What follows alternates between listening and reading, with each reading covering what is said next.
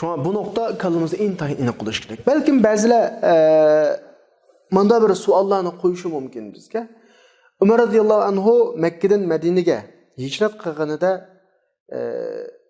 Umar radhiyallohu o'tirg'i botirlik bilan, qahramonlik bilan o'tirg'i chiqib, kim onasining yig'lab qolishini xolasa, xotin bolalarining yetim qilishini xolasa, men hozir Madinaga mangdim, chiqsin, falon yerda saqlayman, uni o'ldirib qo'yma deb uni qo'rqmasdan e'lon qilib, oshkora Madina tarafga mangan.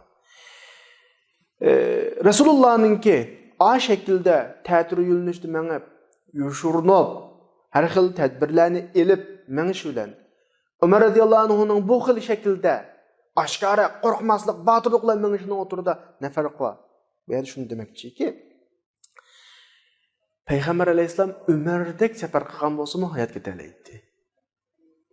Ammo Rasululloh bizga diniy prinsipni yetkizguchi, diniy shariatni yetkizguchi bo'lish sifati bilan Rasululloh agar unda qilgan bo'lsa, sababni tutish degan bu prinsip bizning nazarimizda yo'qolib ketadi. Rasululloh qilgan-ku deb qilaverdik bizmi? Qaramlarcha. Ammo u dunyoning qonuniyatiga xilof. Umar radhiyallohu anhu bir büyük sahabe amma qonun chiqaruvchi, shariat sohibiga vakillik qiladigan tamsilchi emas. Umar radhiyallohu anhu unda qilgani shaxsiy ijtihadoti. Allah saqladi, ammo chiqib ular Umar radhiyallohu anhuni shu vaqtda o'ldirib qo'yishi mumkin edi. Ikkisining bu darajada farqi bor yani. Rasululloh dinning Allah nomidan qonun chiqaruvchisi. Umar radhiyallohu anhu qonun chiqaruvchisi emas, bir shaxs. Umar radhiyallohu anhuning qilgani shaxsiy ijtihodga vakillik qiladi. Rasulullohning qilgani dinga vakillik qiladi. Diniy prinsip qonunga vakillik qiladi.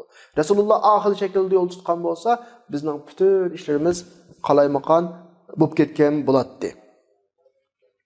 Masalan, bu yerdagi naytliq inchki nuqtalarning yana birisi iz qo'g'ilganlarning g'orining oldig'icha kelishi.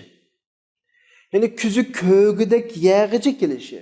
Abu Bakr'ninki ularni shunday qaragan bo'lsa, bizni ko'rib qatdi degan yağıcı kelişi.